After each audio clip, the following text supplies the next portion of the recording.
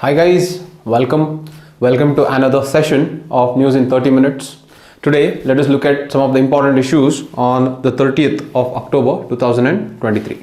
Okay, so the first issue is give up impropriety, demonstrate impartiality. This article mainly talks about speakers both in Lok Sabha as well as in the legislative assemblies. Now, the question on the authority of speaker is constantly coming in the news, especially in terms of three functions. Three functions highlight the impartiality in the office of speaker. What are the three functions? Let us see them. The first one is the function of adjudicating anti-defection laws. This is the first function that is always in news. The second function is certifying any bill as money bill. This is the second function of the speaker that is constantly in news. And the third function is referring any bill to the Parliamentary Standing Committee. Okay, so these three functions are constantly in news, that is putting the speaker in light in regards to the partiality that the speaker shows while discharging his or her functions. So let us come one by one and see what is happening. So if I have to give an example of adjudicating anti-defection law comes in 10th schedule, and it is mainly to stop defections. It is to stop defections of MPs or MLAs to other political parties. Okay, so from the party that they are elected, they should not defect to other political parties. To stop this defection is what is anti-defection law. And the final authority to decide on the anti-defection is speaker.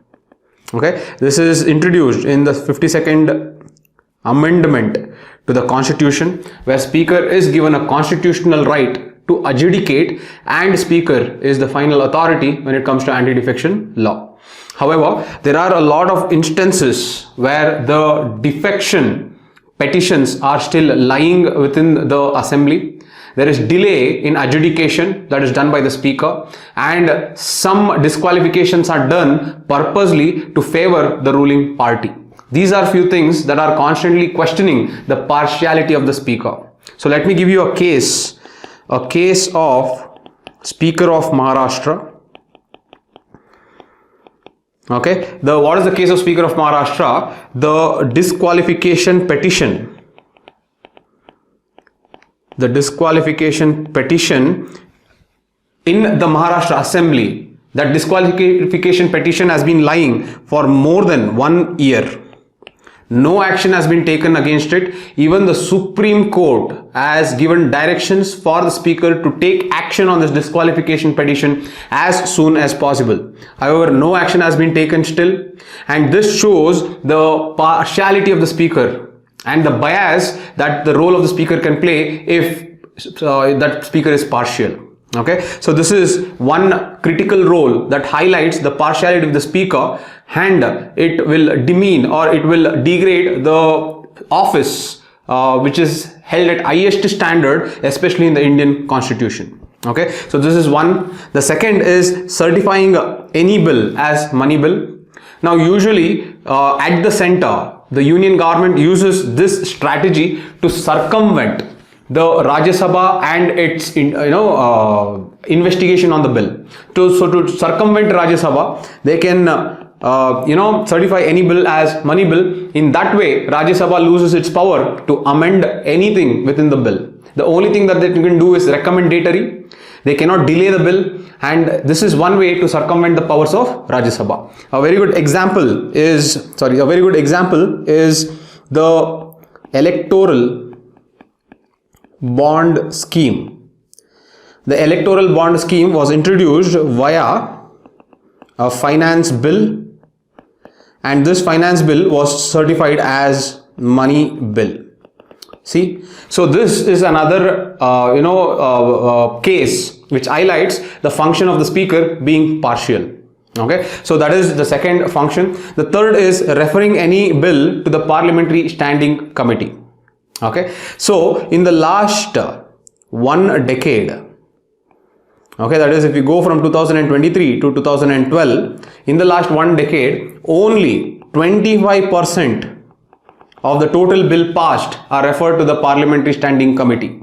Before that, the percentage was almost equal to 60%. But in the last one decade, the amount of bills that are passed to the parliamentary standing committee for extra scrutiny, for detailed investigation, for proper deliberation is not being done, because only 25% is being passed to the parliamentary standing committee. Others are just being passed within the parliament itself. So all these three, so that means what? If speaker is not referring them to the parliamentary standing committee, that means the speaker is more inclined towards the ruling party again. So these three functions, speaker has many functions. Speaker is the guardian of the constitution inside the assembly or the parliament. Speaker has to maintain the decorum of the house inside the assembly or the parliament. The speaker is the final interpreter of the constitution inside the assembly or the constitution. However, the three functions of the speaker that is highlighting the impartiality or partiality of the speaker are these three. One is the adjudication of the role in its anti-defection law.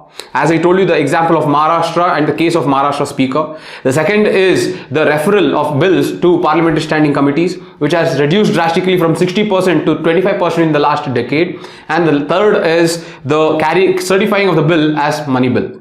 Okay, it can be this electoral bond scheme. It can also be amendments that were brought to the tribunals. It can also be the Aadhaar bill. So there are several instances where the speaker has certified a bill as money bill, and it looks apparently that this was done to circumvent the procedural procedures to go through Rajya Sabha.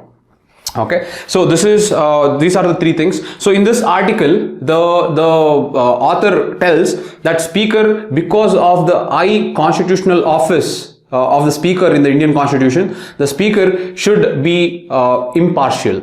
Okay, now the author also gives two important cases. The first case is Kyoto Olohan case. Okay, this is 1992. In this case, the majority decision, the Supreme Court in the majority decision, it approved the speaker as the final authority in adjudicating anti-defection. Okay, so basically we are talking about anti-defection. Okay, we are talking about anti-defection law. So in anti-defection law, the first case is Kyoto Olohan case 1992. Here the majority decision, they recognized that the speaker is the final authority for adjudicating anti-defection law. However, they also told that anti-defection law comes under judicial review. It comes under judicial review. Okay, now the speaker points out to this case because the speaker wants us to observe the minority decision here. Though the minority decision obviously did not win the case, the perspective of the minority decision also is important. Now in the minority decision, they said that the power to decide defection by the speaker is against the basic democratic principles.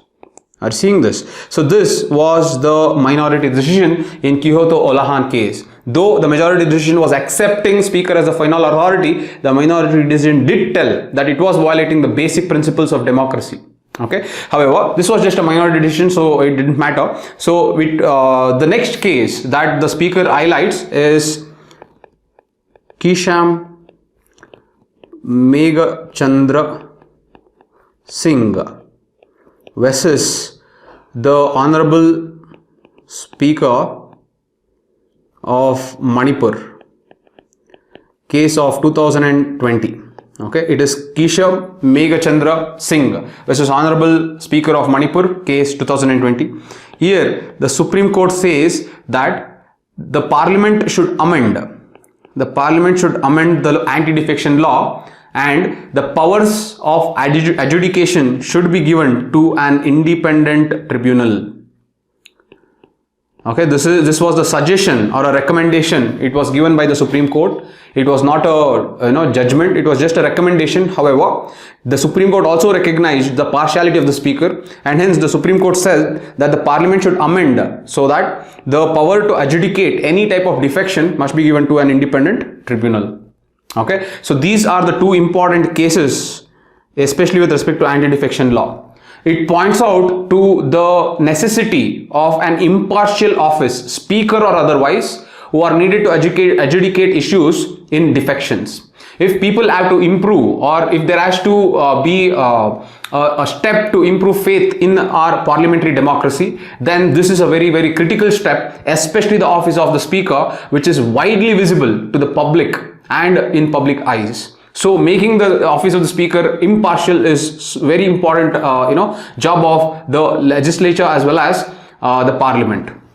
Okay. Now the author says that the author also gives one model. The author says that in Britain, once a speaker, always a speaker.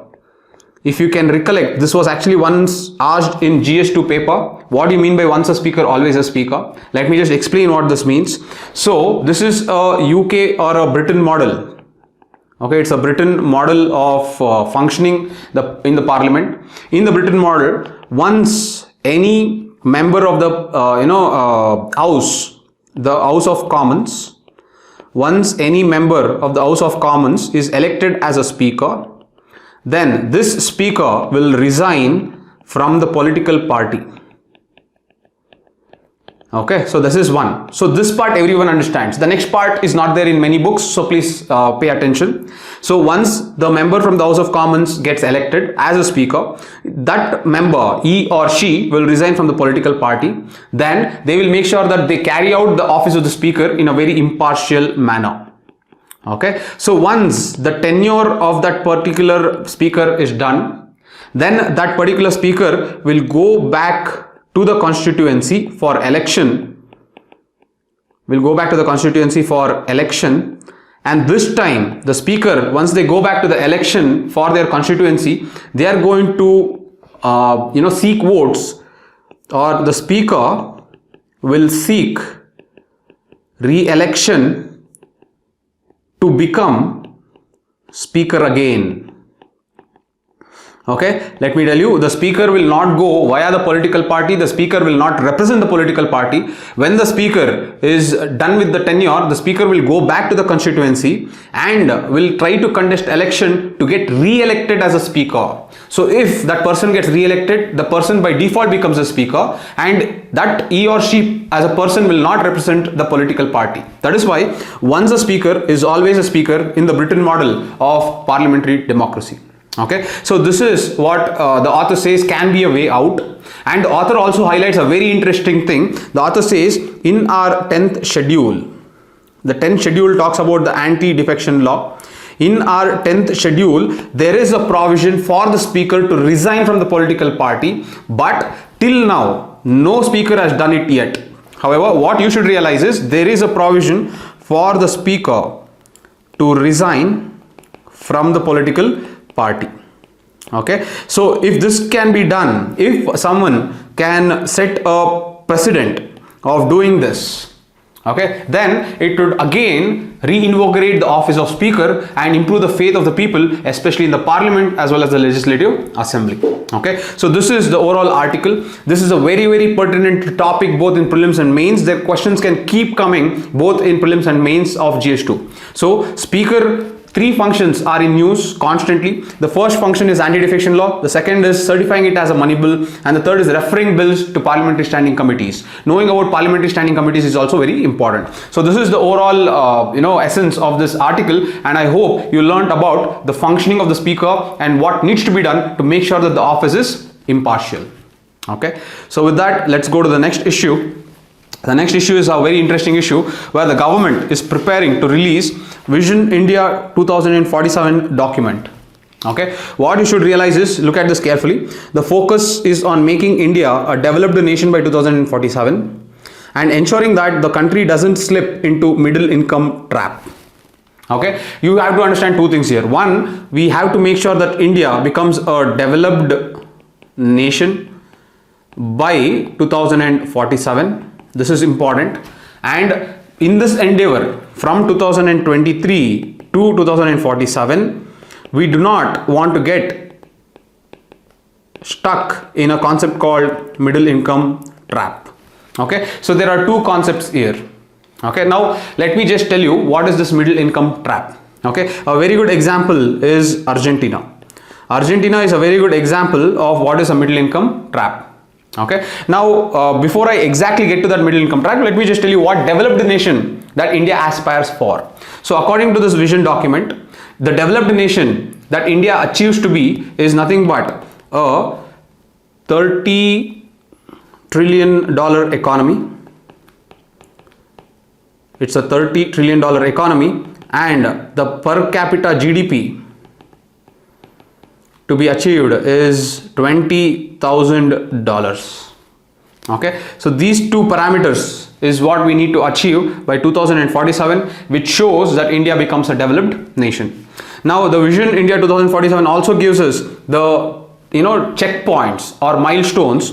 It gives us the milestones at 2030, 2040 as well as 2047. Now if we take GDP at current prices, the first checkpoint is 2030, where we strive to achieve $6 trillion economy. In 2040, we strive to achieve $17 trillion economy. And 2047, we strive to achieve $30 trillion economy. So this is the overall roadmap. Okay, so by this time, by 2047, we will have a per capita GDP of $20,000 US. Okay, so this is what we are trying to achieve for.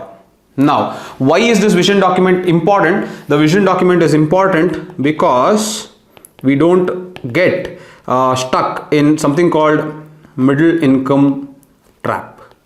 Okay, so what is middle income trap? Basically, you have low income countries, then you have middle income countries, and then you have high income countries. Okay, so what this middle income trap is now when the countries usually transit from low income to middle income. See, this is phase 1, and from middle income they go to high income. This is phase 2.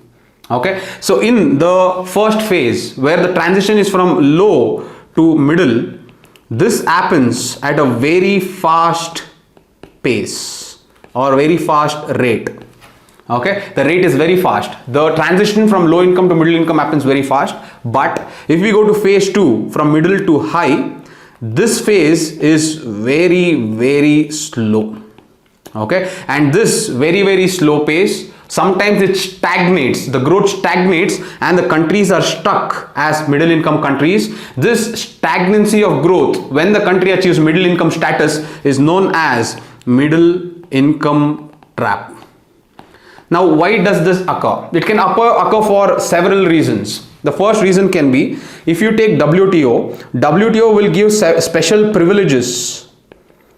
They give special privileges for low income countries and trading for low income countries. So export duties are minimized in the developed countries when the goods are coming from low income countries. Okay, so these privileges are given to low income countries, but once this low income countries become middle income countries, they lose such privileges. That is one reason. Okay, the second reason is, the moment the country enters middle income category, the prices may rise or the wages of the workers may rise. Once the wages of the workers may rise, the profit margin drops. That is the second reason. The third reason is, once a country goes from low to middle, that means the entire inflation increases, Now that might not be a lucrative place for the foreign direct investment. So this foreign direct investment may then deviate to some other country which is much more lucrative, attractive and more profitable. So this can lead to flight of foreign capital.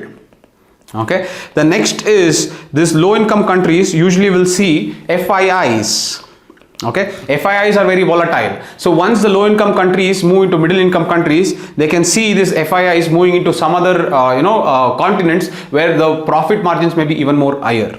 So like this, there are several. The next is, once the country transits into middle income countries, competition for its items, as it is competing with other countries that are also very good in their supply chain infrastructure, so the competition increases. So overall, the growth of the middle income country may stagnate. So these are all the reasons why a country may be stuck in the middle income category for a very long time. That is why we need a vision document 2047. The entire goal of vision document 2047 is, one, to make India a developed nation, and in our endeavor to make India a developed nation, we should not get stuck in what we call as middle income trap, which most of the nation do, and a very good example of that is, as I have told you, Argentina. Okay, so this is basically what is the vision India 2047. This is being created by Niti Aayog. So whatever statistics that I have told, okay, by 2047 the 30 trillion economy as well as per capita GDP of 20,000, and this roadmap, all this is given by Niti Aayog. Okay, I have given the stats from the Niti Aayog. The source is Niti Aayog. So you can definitely state it in your answers. Okay, so this is about this article. The next is an article that talks about a Bhakti saint. A Bhakti saint, and the saint's name is Vallabhacharya. Vallabhacharya was born in a Telugu family in Varanasi, and Vallabhacharya is famous for his love and devotion towards Lord Krishna. Okay, his time period was 1479 to 1531. His main karma bhumi was Uttar Pradesh and Rajasthan, as well as is popular in Gujarat as well. And Vallabhacharya is said to have introduced two schools of thought. One is Shuddha Advaita school, or Shuddha Advaita Vedanta. This means pure non-dualism. This is one thing that is introduced by Vallabhacharya. The second thing that was introduced by Vallabhacharya was Pushti Marga. Pushti Marga basically means the path of nourishment through God's grace. Okay, so these are the two schools of thought introduced by Vallabhacharya. Vallabhacharya has also apparently consecrated a Krishna idol in the name of Srinath Ji. Okay, the consecration of the Krishna idol in the form of Srinath Ji happened first in Mathura and then in Nathadwara. This is in Gujarat. Okay, so first it happened in Mathura and then in Nathadwara. This Srinath Ji is depicted. Okay, this Srinath Ji is a very famous form of Krishna, and it is depicted in a painting, a genre of painting. It is depicted in a genre of painting that is called Pichwai. Okay, in this Pichwai painting, the most dominant character is a form of Krishna that is known as Srinath Ji, and the Srinath Ji is a form of Krishna that was popularized by Vallabhacharya by consecrating this idol in Mathura first and then Nathadwara in Gujarat. So basically, Vallabhacharya is also known to have spread Vaishnavism. Okay, to have spread Vaishnavism in both Rajasthan as well as Gujarat. Okay, and the next is he has also written a very famous poem, and the poem's name is Madhu Rastakam. Madhu Rashtakam.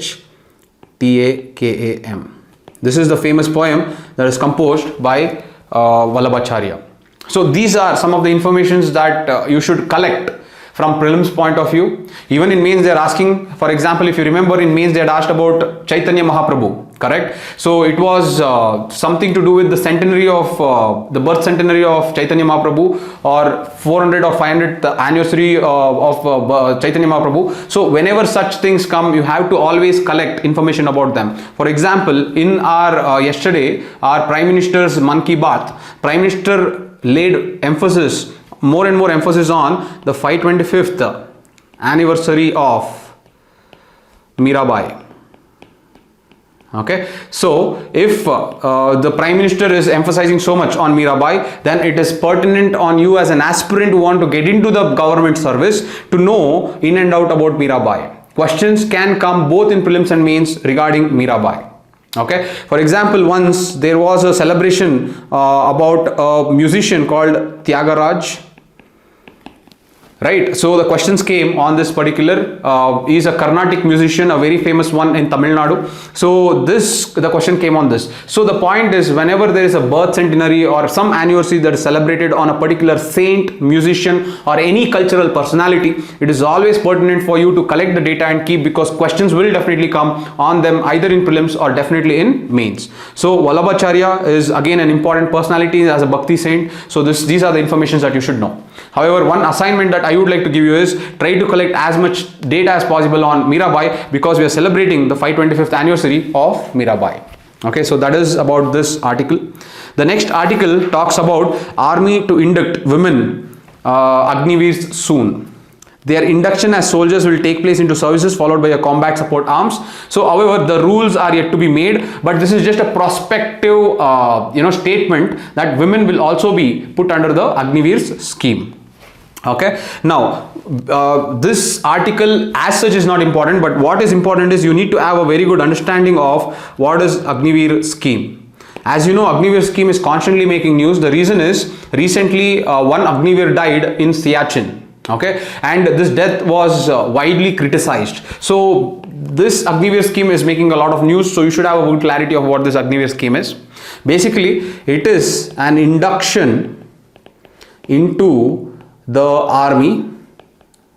It is an induction into the army, basically as a separate, distinct rank. Okay, it is an induction into the army as a separate and distinct rank.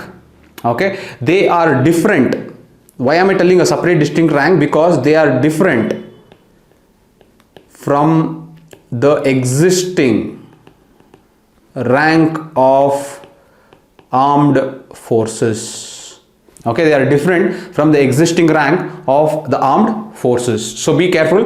The rank that they get is very distinct from what already is there as a rank within the armed forces. That is why when the Agniveer scheme was introduced, it was introduced in 2022. It was given the name personnel other than officers in the armed forces. Are you looking? Just observe the title that is given for the Agniveer scheme. They are personnel who are other than the officers of armed forces. That means the objective is to create a distinct rank. It is not the same rank, but to create a distinct rank. This is very, very important. Okay. Now let us get into what exactly are the provisions of Agniveer scheme. One is an individual who is inducted into the Agniveer scheme or who is inducted into the armed forces via the Agniveer scheme must be in the age bracket of 17.5 to 21. This is the first thing. The next is, once that individual is inducted, the individual will stay in the army for 4 years. After 4 years, the person or an individual is let go. And once that person is let go, there is no pension and no job security. However, why that individual can go to the armed forces and then come back is because that individual would have developed important skills as well as discipline, and it is the skills and discipline that will help the individual pursue a career elsewhere. Okay, and staying 4 years in the army will create a very strong mindset with a very strong skill set as well. So this actually works in the favor of the Agniveer. That is the end goal. So basically once that person is inducted and after 4 years, once that person is let go, amongst the people who are coming back, 25% of them will be re-inducted. 25% of them will be re-inducted, and these people who are re-inducted post their 4 years of service will now become permanent cadres within armed forces. Okay, they will now become permanent cadres within armed forces. Okay, so this is what is the Agniveer scheme. As I told you, it does not have any pension or any job security. However, the Agniveer, while they are serving, will have the same allowances as a soldier. Okay, so the allowances, for example, the allowances can be risk allowance, the allowances can be hardship allowance, the allowances can be dress allowance, or the allowances can be medical allowances. So any allowances that are given to the soldier, the same allowances are also given to the person who is serving as Agniveer. You should keep that in mind. Okay, so these are some of the facts about Agniveer. Basically, it is to improve our age demographic, especially in the army personnel below a certain rank. Okay, so this is Agniveer scheme. Now two criticisms that are there is, one criticism is they are telling that 21 is too less, we have to increase it to 23. The second criticism is, instead of just 25% of the people are being re-inducted, you have to increase this 25% to 50%. That is the second suggestion. The third suggestion is this: obviously there is no pension or no job security. However, what you should understand is the Agniveer is going to contribute 30% of the monthly income to Seva Nidhi. Okay, to Seva Nidhi, and 30% of this same income will be matched by the government and will be put in the Seva Nidhi, and by the end of 4th year, this particular Seva Nidhi will give that Agniveer a sum of around 10 lakhs. Okay, so this is a gratuity that the Agniveer will get, because that Agniveer will not receive any type of pensions or job security. So this is something that you should know. These are some of the provisions of Agniveer scheme. Yes, there are a few criticism. However, it is a positive outlook in terms of youths being trained in the army, that makes them develop skills and mindset, and a very strong mindset that is required once they come back and pursue career in their mainstream economy.